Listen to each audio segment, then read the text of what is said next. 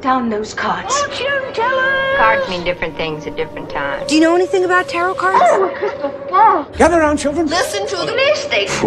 Journey. Podcast. I'm no mystic.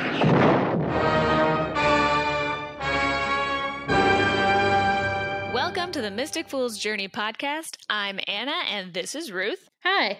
This is a Tarot Occult History bi-weekly podcast. Today, we're taking a deep dive into the history of tarot, and we're specifically talking about origin stories, popular myths, and answering questions like, who the heck is A.E. Waite? So let's dive on in. So, Anna, do you know much about A.E. Waite and what he was all about? I do not know that much about A.E. Waite. I just know that he was in the Golden Dawn and he paired up with an awesome artist that we'll talk about to create the most popular tarot deck that we've used today.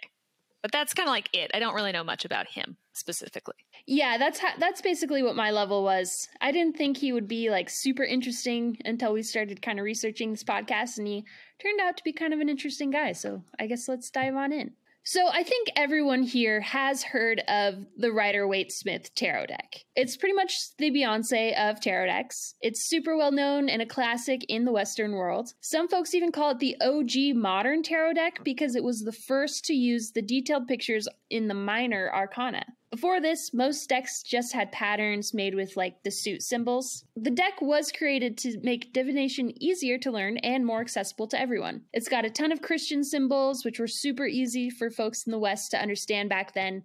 Plus, it simplifies things by breaking down meanings into numerology and the four elements. And if you're into stories, you'll like how the deck follows a narrative called the Fool's Journey, from one card to the next. Are you familiar with the Fool's Journey, Anna? I am. I am familiar with the Fool's Journey from a higher level. I'm sure at some point we're going to deep dive into some details. But, I think the part that sticks most for me is the part where it's basically cyclical, where the Fool is going through all of the major arcana. And once you reach the world, like you start all over again. And it kind of just feels like a lot of my life, breaking cycles, going through all of them over and over again. Yeah, I think everybody relates to that. That's just kind of how it seems to go in life. Yeah, pretty much. I get knocked down. But I get up again. You're never gonna keep me down. Nothing's gonna bring me down. So the term Fool's Journey wasn't coined until the 1970s, when this woman, Eden Gray, wrote in her book all about the Rider-Waite-Smith tarot deck. Waite originally called it the Soul's Progress. So the Fool's Journey is like a roadmap through the 22 major arcana cards, and that tells the story of our lives. It starts with the Fool card, who is super pumped to be setting off on a new adventure. He's feeling super giddy and liberated, but the thing is, he has no experience at all. Like, the cards make it look like he's about to walk off of a cliff. I don't know if you've looked at the original. Oh, 100% I have. I think at one point I was like really super focused on how like optimistic. He's just like looking up. I'm so positive. I'm like, yeah, I need that vibe. And then at some point in one tarot reading, I looked at the bottom and I was like, oh shit. Like he's about to jump off that cliff and he's fine with it. Yeah, I think I relate hard to this card. Man, he's just going along. He's kind of green, naive, and he's about to walk off a cliff. And he doesn't even know it. Plus, there's a cute dog. There is a cute dog. But at least I feel like the dog would let him know if something was bad, right? Like... Yeah, hopefully the dog is like his saving grace here. Yeah, exactly. So next in his journey, he meets the magician, who teaches him about magic and how basically anything is possible in life. And then he meets the high priestess, who shows him the world of esoteric knowledge and divine wisdom, and so on and so forth throughout the whole 22 cards. He meets every character in each card. It's basically all about the big moments that shape us, and the lessons we learn, and the forks in the road that can alter our destiny. And by following this journey, we can get a better grip on our own life stories and see how any major arcana card you draw fits into the bigger picture. Basically, like the Fool's Journey, knowing the story is like a cheat code for how to link tarot to your everyday life. I could use more of those. Yeah, right? Linking the cards in a reading is like the hardest part for me. We should do a whole podcast on that, just how to link things. Yeah, that's a great idea. I think this sounds pretty similar to how Carl Jung thought about tarot. Wasn't he like all about how tarot helps you understand the flow of life, Anna? Actually, mostly no. And I think, but there's some debate about whether or not, Jung actually used tarot at all. There are some instances where he has referenced it. Just so everybody knows, there's very little evidence to support that Jung actively used tarot in any of his practices.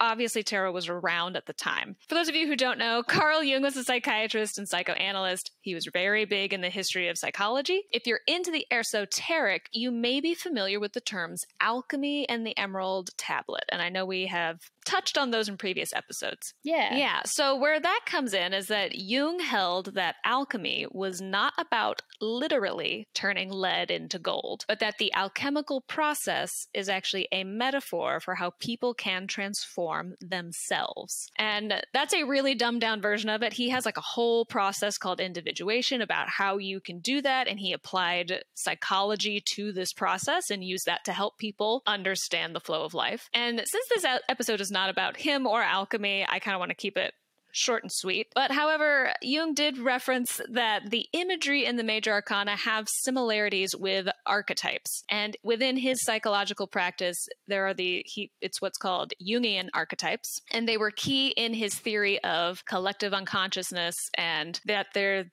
these universal ideas, events, or figures that seem to occur in everybody's lives, even if they're different on the surface. So, for example, the mother is an example of an archetype, someone that embodies that caring, nurturing figure that raises others. So that's an example of an archetype that everyone may have. They may have different experiences with that archetype because there is, the dark side of the archetypes, or it may have looked different. It's not even necessarily tied to gender specifically. It's just a person that embodies those same traits. And so Jung held that these archetypes help guide people towards self-realization. And there was maybe one or two talks he gave where he referenced that tarot's major arcanas all kind of link back to his version of archetypes that he used in his practice. That makes sense. Yeah, isn't the Empress card, that's all about nurturing. Yeah. That's kind of motherly. That might fit an archetype of the mother. Exactly. Since this is not about Carl Jung today, we should get back into A.E. Waite and who the heck he was and how that shaped what we know about the major and minor arcana today. Yeah, for sure. So Arthur Edward Waite was a poet and scholar who was really into the occult and mystical stuff in general. He was born in Brooklyn, New York to unmarried parents in 1857, which is scandalous. Scandal. After his father, Captain Charles F. Waite, died at sea, his widowed mother returned to England, where he was raised. Could you imagine having a sea captain for a father? There's a lot of things I can't imagine from these people's lives, and this was not that long ago when you think about it in the history of humankind. Yeah, I suppose there's a lot of people who probably have fathers in the Navy still, Navy captains, but oh yeah, being a sea captain in 1857, yeah. That'd be wild. Oh, yeah. When his sister died in 1874, he got super interested in psychical research, which is basically studying things like ghosts, mediumship, apparitions, and seances. That is a super tough early life. This only vaguely reminds me, his story vaguely reminds me of, and you might remember this episode, Ruth, because I think we watched it together, of Cabinet of Curiosities. Yeah, we did. Yeah, where the actor Rupert Grint plays a twin whose sister has died at an early age. Really good episode, not linked to A.E. Waite specifically, but it's very interesting because the story follows Rupert Grint and how he then became obsessed with the afterlife, the occult, finding ways to contact his sister. And I think it just is really interesting about how it mirrors kind of the process that many people go through when they experience tragedy, is the I need to know why or how, and can I get them back in the case of Rupert Grint, or what can I learn about what actually happens after this life? So it's really interesting to kind of see how that is a common thread that even plays out in today's modern TV and entertainment. Yeah, that episode is so good. That show is so good. Yeah.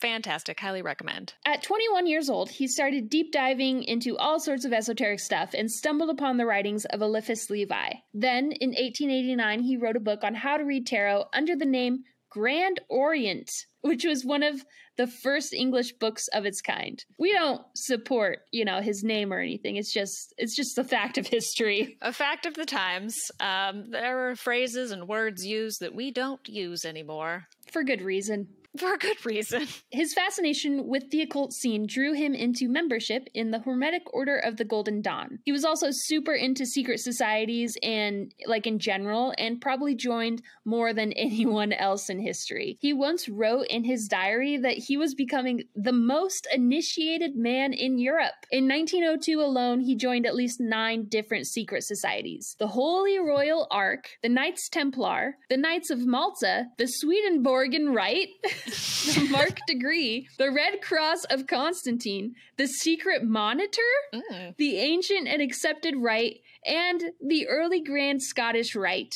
That sounds like a lot. And that also sounds like a lot of studying if these secret societies were similar to one another and that, you know, they had all of these different levels and orders. Right. Maybe they weren't like as strict about like attendance as I'm imagining, but it's just like, how do you handle all of the crossover? And I guess they didn't really necessarily care or cross-check if you were already a part of another secret society. Like, it seems kind of weird that one guy would be able to like hop around so much. He knows all the secrets. Yeah, he knows all the secrets. Well, I mean, that was his purpose, I'm sure. In my head, it reminds me of like sororities and fraternities, but like if they didn't care if you joined several at a time, which is like it's like a no-no in the Greek system in college. Is like, no, if you're a part of one, you can't be a part of another at the same time. That's ridiculous. That's so funny. Yeah. But what was Waite doing joining all these secret societies anyways? His goal was basically to discover and or to reconstruct a secret tradition that he believed was a deeper form of Christianity than that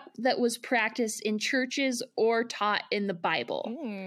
This secret tradition, he thought, had been passed down verbally from one keeper of secrets to another, and had become dispersed among various occult and hermetic traditions, texts, and practices. And he thought it would provide a higher enlightenment, a true knowledge, a kind of Gnostic but embodied path to, like, quote, real spiritualism.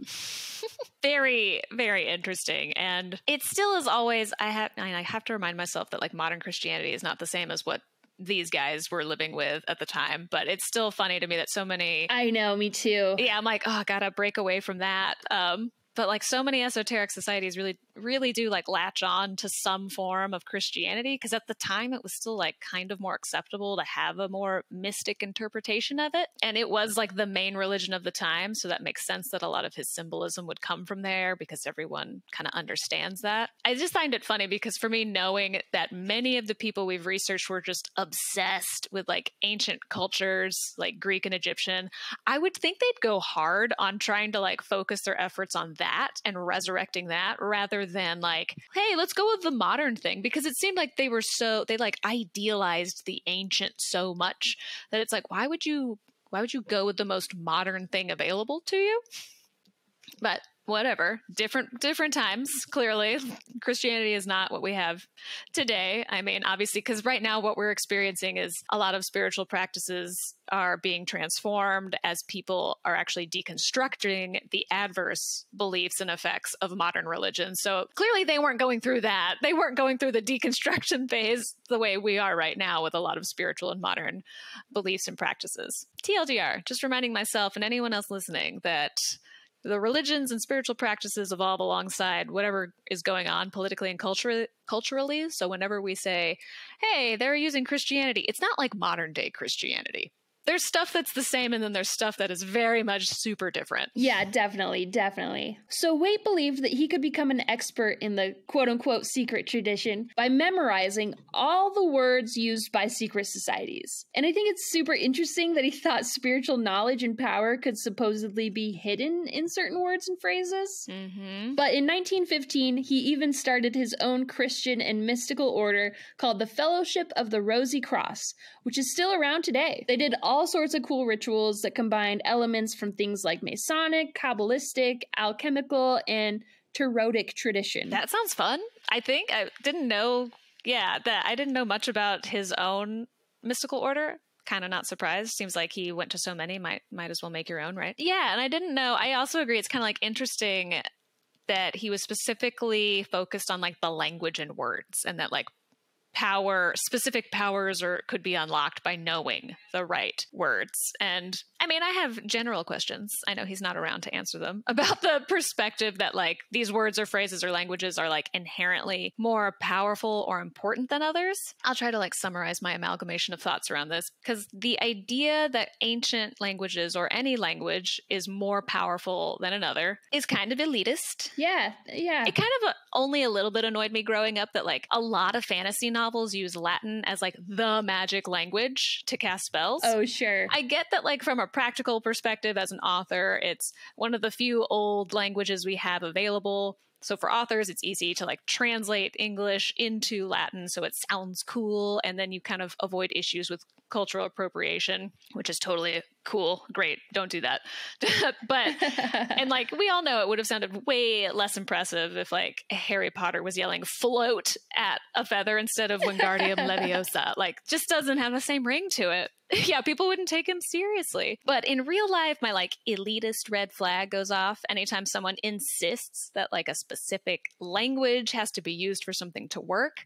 It's a little, gives me gatekeepy vibes, which I'm not okay with. And it kind of completely ignores the fact that so many languages have like one or two root languages, some that we haven't even completely discovered because archaeology and dirt and stuff has covered up any artifacts that we might ever find that would show us how, you know, languages all evolved over time. Which comes to like the questions that if like I could have dinner with A.E. Waite, aside from some of the other questions I would have for him, but some of the questions around this specifically, I'd be like, hey man, does that imply that like we've lost certain power over time when we lose languages? Ooh. Or like as languages evolve?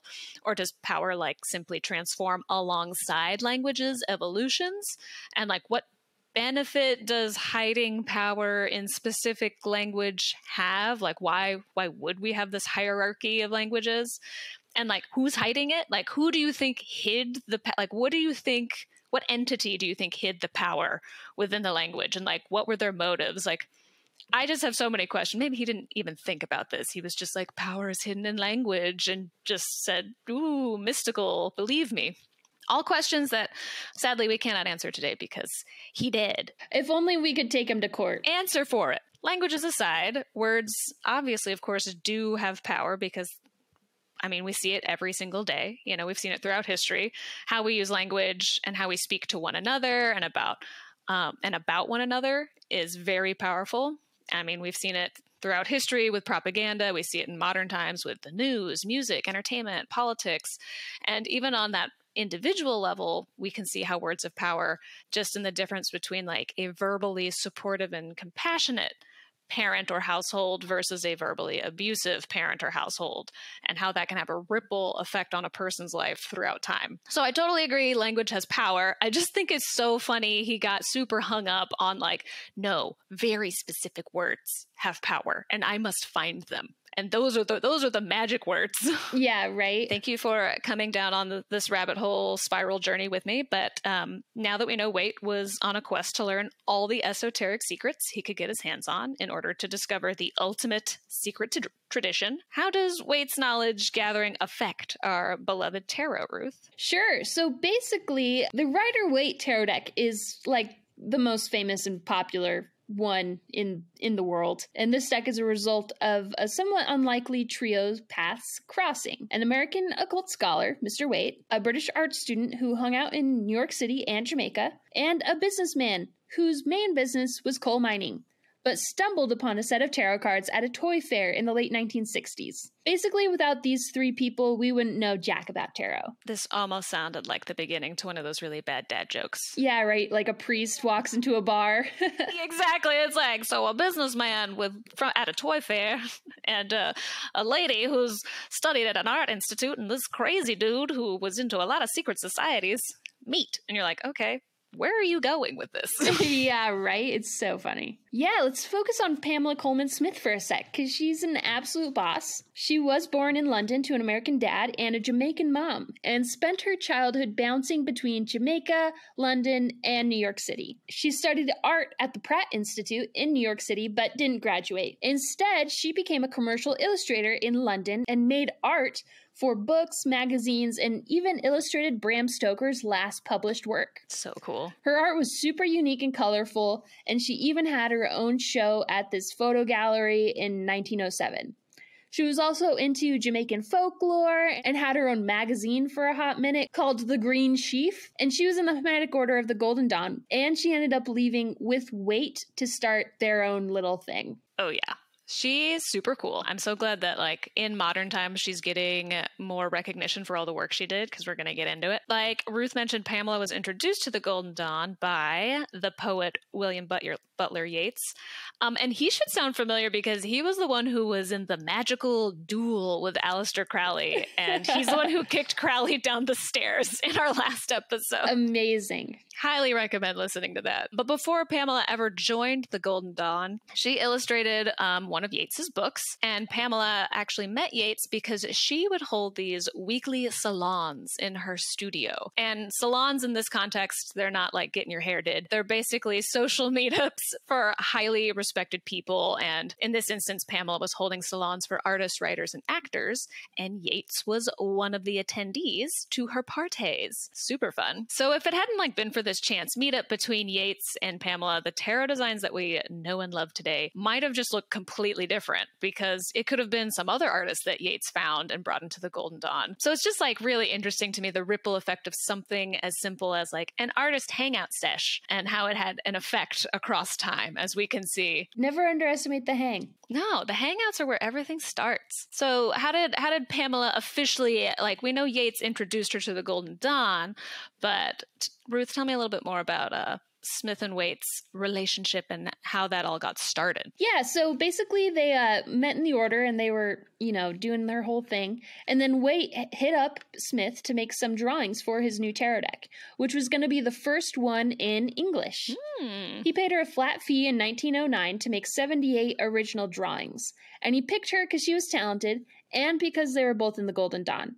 As we covered in the last episode, once members of the Golden Dawn achieved the second order, they were allowed to pick a major, and Pamela picked clairvoyance. Waite thought that her clairvoyant abilities would help her get what he was trying to do with the deck. But get this, she didn't end up making any dough off of it besides the flat fee Smith paid her, and the publisher ended up taking all the credit for her work.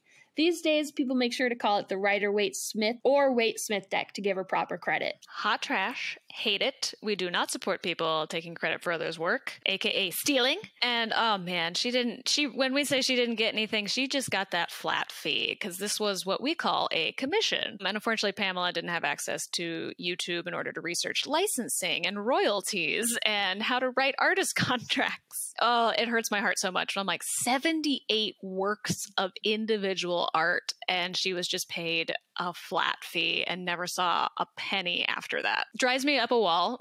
Hate it as a creative person. Also, Pamela had a much larger hand in the creation of the deck. Obviously, she made the art, but I think most people don't realize that she actually helped conceive many of the images on the deck. So Waite's goal with this tarot deck was to rectify it.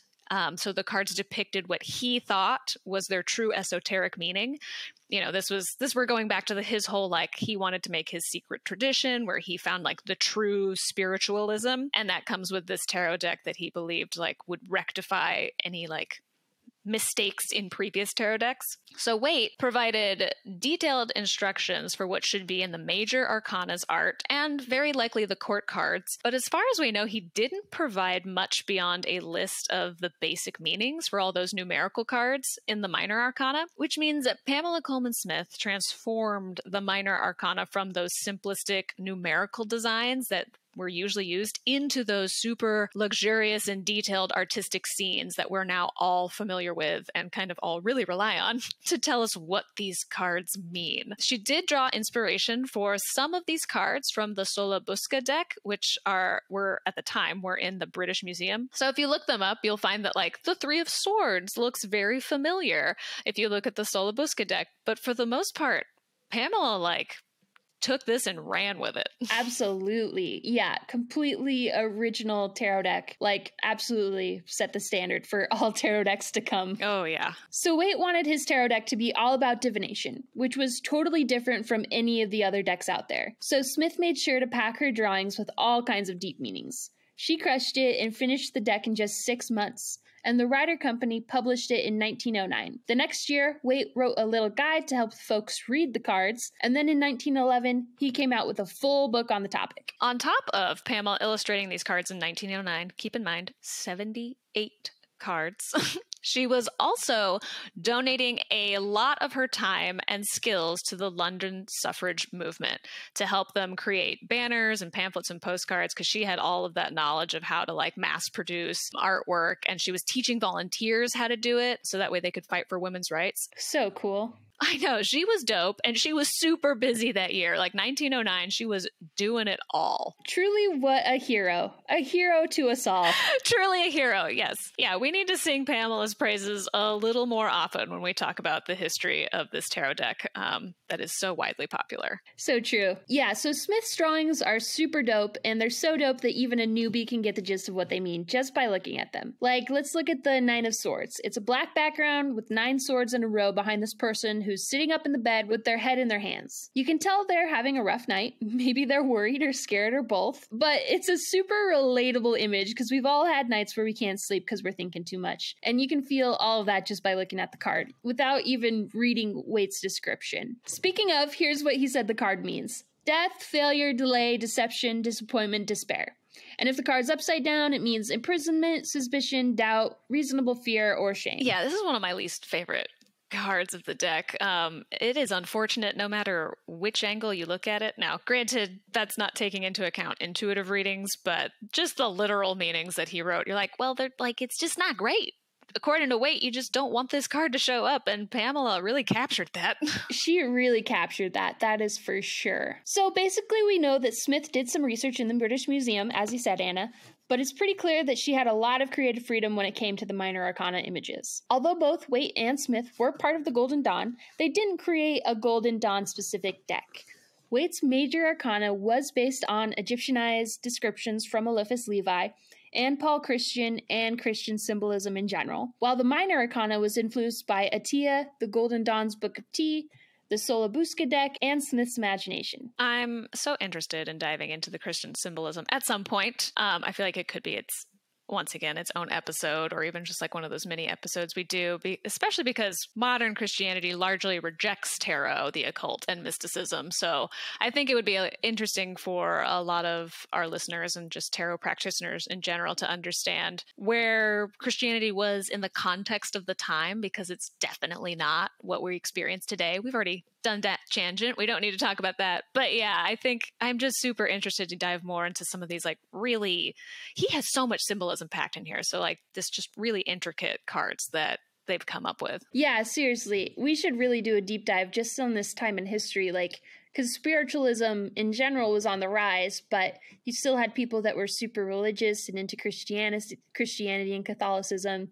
I'm sure that there's like a bunch of little deep dives we could do in an episode. But yeah, after leaving the Hermetic Order of the Golden Dawn, he got super into Christian mysticism. The Major Arcana was inspired by the Tarot de Marseille, with some additional touches from Eliphas Levi's description and Waite's own symbolism. The meanings of the cards came from both the Golden Dawn and Atia, but Waite doesn't associate the Hebrew alphabet with the cards, which is an important aspect in occult tarot. This makes the Rider-Waite deck different from other occult decks at the time. Well, this is my wild speculation, is that I think Waite would be like super mad to find out a lot of people are using his deck and incorporating the Hebrew alphabet back into it. Absolutely. I specifically took it out because it's not the real spiritualism, guys. Right? Like, I can imagine he'd be like, I'm sorry, what are you doing with my magic deck? This was the key to everything. And then I'm also like, have this picture in my head of like, do you think Waite and Crowley would be super pissed at people who use their decks together in readings? Because, you know, people do mega decks or they'll do multiple decks, and like, oh yeah, most people totally find that they don't understand the history, but it is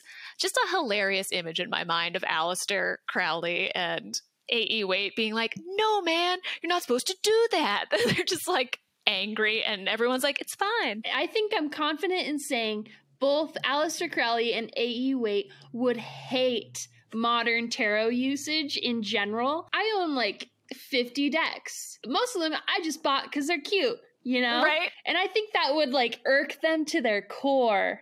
Oh man, yeah. A.E. Waite's like, listen, I joined over 9 secret societies, and you guys just shit on all of my hard work at trying to make the ultimate deck. And we're like, yeah, but like this one has fairies instead of people. And you're like, exactly. I would just love to see their faces. I would too. There's so many good memes out there where it's like what people think tarot reading is, and it's like the super makeup, done up turban girl with the crystal ball. But in reality, it's just like I'm sitting in my bath towel after a shower, eating hot Cheetos and like doing my tarot readings. I think that they would be so sad. But hey, I love it. Let's embrace it. This is how it's evolved. It's exactly. Good. And you know what? It is A-okay if you're the bathtub Cheeto eating tarot reader like we are, or if you do like to get super done up. I just think that these guys would just be in utter shock no matter what if they saw what it is today. Yeah, I love to think about it. That brings me happy thoughts. It brings me joy. This sparks joy. Okay, so back to the deck though. Okay, it's popular now, but let's talk about how it actually like got everywhere. So this deck became super popular super quick, and it was even pirated at one point. Then it was eventually purchased by an American publisher in 1916 called US Games Inc., who now has exclusive rights to the Rider-Waite name. And the original plates were destroyed during World War II, and Smith's original drawings have disappeared. So the 1971 US Games printing is probably the closest we'll get to the original. It is so sad that we don't have Pamela's original artworks. Like, we don't even know how big they were. She could have made them the exact size of the tarot cards, or she could have made them larger. Like, they could have been like things you'd hang on a wall. We don't know. And I just, it's like, they deserve to be in a museum like right next to the Solobusca deck that she used as inspiration, in my humble opinion. But fun fact, she did put her signature into almost every card's design. It's said that she did not put it specifically into the Fool's card as like, another little touch of symbolism. Wonder what that's about. Doesn't want to be associated, or she's like, I don't want to be the fool anymore. I'm tired now. Right? So as we know, the Rider-Waite deck has inspired lots of other decks, and it's basically the standard deck that people think of when they think of tarot. Lots of other deck creators model their designs on it, and most LWBs use RWS card meanings. Decks with illustrated scenes on all 78 cards make it easier to use as a psychological approach, or maybe a more intuitive approach to card reading, which was a big change for tarot. Quick aside, LWB stands for Little White Book. It's that small book of meanings that come with the deck. It's like when you said LWB, I knew what it was. Like, I knew you were mentioning the book, and I was like, I didn't realize it literally stood for Little White Book. Isn't it so cute? I think it's adorable. I just got my little LWB. I'm sure Waite would hate that. I'm sure Waite would also hate that I just called it super cute. I think he would. That's all right, though. So when Arthur Waite passed away in 1942, his obituary in the Brooklyn Daily Eagle only mentioned his books on occult stuff. They didn't even bring up his tarot deck. Pamela Colman Smith passed away in 1951, and I couldn't find any obituary for her. Tarot cards were never super popular at this time, and they didn't exactly take off for a while either. We do know that Pamela eventually converted to Catholicism and died with a considerable amount of debt, unfortunately. It is interesting to me that she was into the esoteric and then converted to Catholicism towards the end of her life, because it's the exact reverse of Waite's journey. He was actually raised Catholic, but then through tragedy started to look into the esoteric practices. Oh, interesting. Yeah, I was like, exact reverse journeys here. Super cool. Couldn't find an obituary either for Pamela. She did do some illustration after she had like finished off doing stuff for Waite. And I think she actually like illustrated a book that was about the different stations of the cross, if I remember that, once she converted to Catholicism. She kind of like left the artist scene, or at least like the obvious artist scene. She wasn't like holding salons anymore towards like the end of her life. I did find, doing a little digging, a little tidbit that might help explain why tarot decks didn't quite take off in England during this time. There were a series of witchcraft acts starting way back in the 1540s. And with most acts, some were repealed or modified over the years, but for the most part, they often made divination, fortune-telling, and magic illegal or punishable. So at the time, the 1824 Vagrancy Act was in place until 1951, the year of Pamela died, and among many things that it targeted, because it was not just about magic, it did include fortune-telling and spiritualism in the list of offenses. And if that sounds really broad to you, it is, because the Vagrancy Act was about targeting vagrants. Like, they didn't want people gambling on the street corners. They didn't want people sleeping in public. And so they basically kind of included a whole mess of things that police were allowed to kick people off the streets for. And of course, that would include things like fortune telling, using cards and dice in public. And so a lot of times it was very hard for tarot decks to make it into any kind of store because it could have been seen as illegal under this act. Sure. You want to hear something crazy? Yeah. Okay, so basically, like, spirituality and all this sort of stuff is always on the rise during, like, times of war. That's kind of a economic data point we can track. And so in Australia, during, like, World War II and all the world wars and all that sort of thing, women would become tarot readers, and, people would go and try to divine the fates of their sons and brothers and fathers that are in the war fighting, seeing if it's going to turn out, how it's going to turn out. And it kind of turned into, like, a little bit of a predatory thing. Oh, yeah. And a lot of the police stations in Australia started to do a lot of work to kind of combat all this stuff going on. And basically, it ended up leading to first women in the police force, first female police officers in Australia.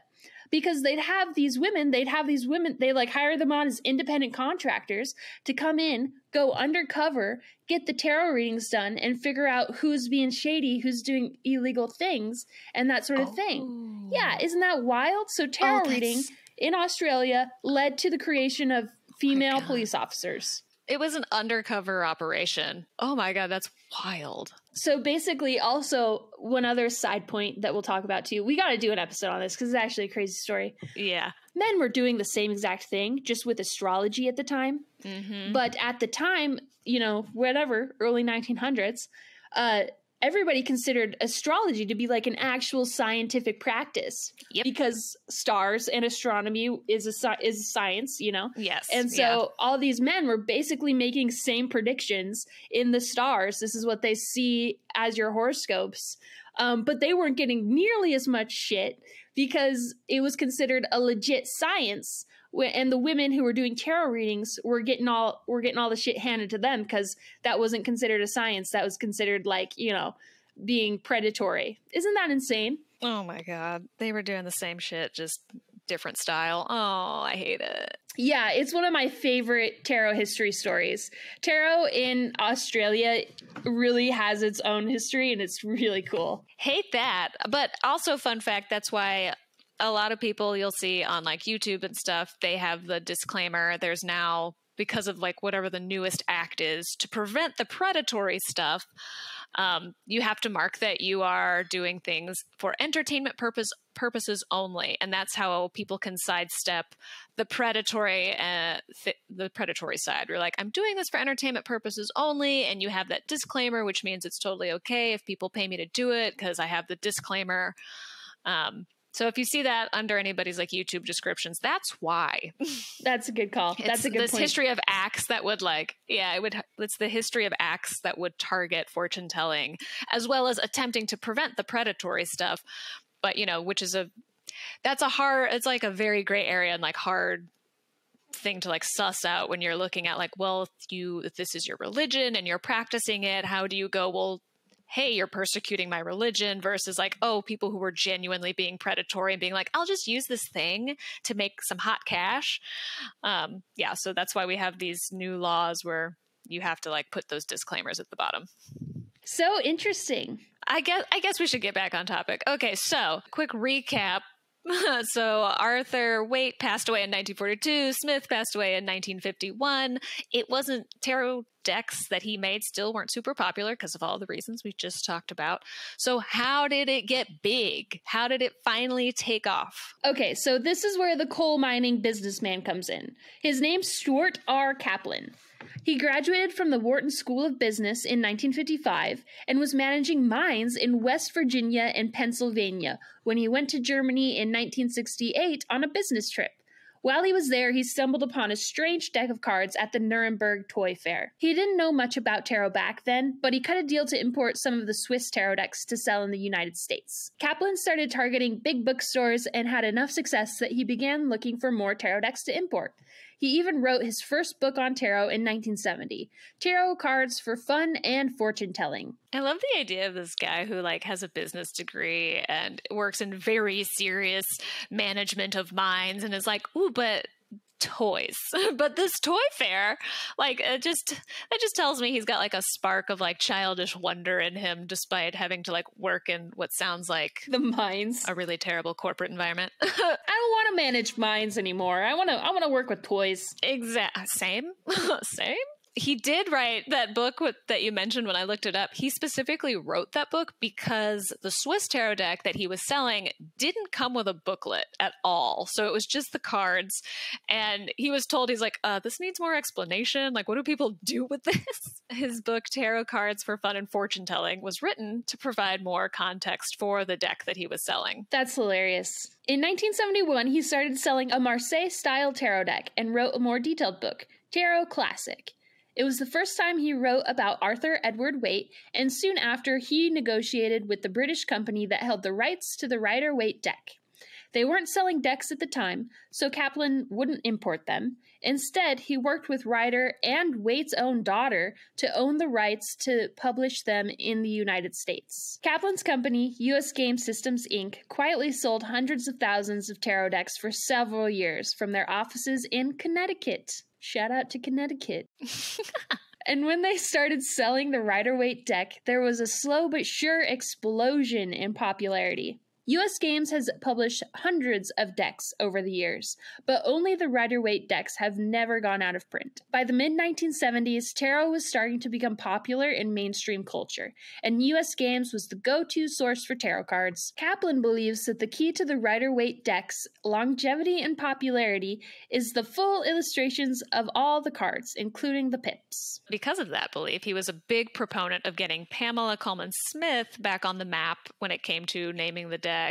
And he wanted her to have the recognition she deserved for all of her tarot artwork. And he even wrote a book about her. Oh, love it. I know, right? I was like, oh, this guy was like, I want to get into games and then I want to give this person the credit that they deserve. And I was like, that's how you do it. He seems like a pretty nice guy. Sometimes you hear oh, businessman, and you think evil, but he actually seems like a sweetie pie. Yeah, I was to say, this seems like a good story. So Kaplan and his company have devoted all their attention to tarot cards, and that's why they've prevailed. They print decks for a few years and then refresh them, but the Rider-Waite decks have never gone out of print, and demand for them is always consistent. Tarot cards are now widely available and affordable because of Kaplan and his company. He was also an avid collector of games, rare tarot cards, and books. Kaplan sold parts of his personal collection of rare tarot artifacts at Christie's in 2006, and some individual cards sold for thousands of dollars, but US Games sells new decks for only $20. Kaplan thinks tarot is so popular because each deck is like an unpaged book. Shuffle them and you'll get a new story every time. Love that interpretation. And obviously proven true by every single reading where, the same cards come out, but we've got different interpretations and applications. Yeah, without a doubt, RSW deck has had a massive impact on tarot and set the standard for tarot deck design. So many other designers have used it as a template for their own decks, which only helps to make tarot more diverse and inclusive as designers bring their own cultural and artistic perspective to the cards. Heck yeah, that's what we need. We need more people's perspectives and interpretations. We truly do. As usual, Thanks for joining us, and don't forget to subscribe and leave a review. If you're a fan of the podcast, we love those reviews so we can find new fans to learn along with us. So tell your friends and follow us on all the socials. Our handles are Sweet Death Inc. and Mystic Fool Tarot on all the platforms. See you later. See ya.